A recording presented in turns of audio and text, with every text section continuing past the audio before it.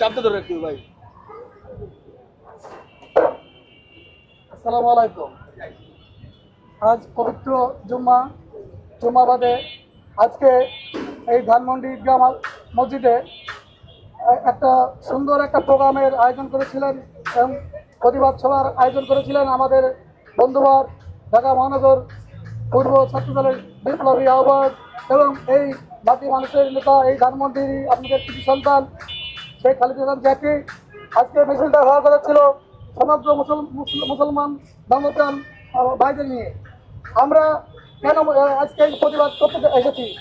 আজ ধানমন্ডিতে আমাদের বন্ধু জ্যাকি উপলব্ধি করেছে এই যে গাজায় যে ইসরায়েল বাহিনীর যে আগ্রাসন, এই আগ্রাসন নিয়ে যাচ্ছে সেই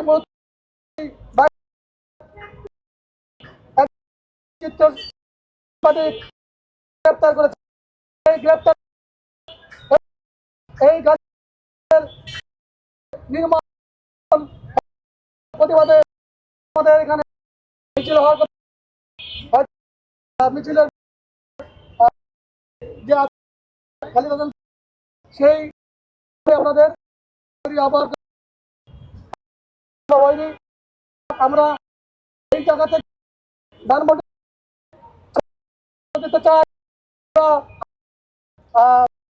অন্তর্বর্তী আকর্ষণ তিনি যেন দ্রুত সাংবাদিক আলমকে করেন বক্তব্য।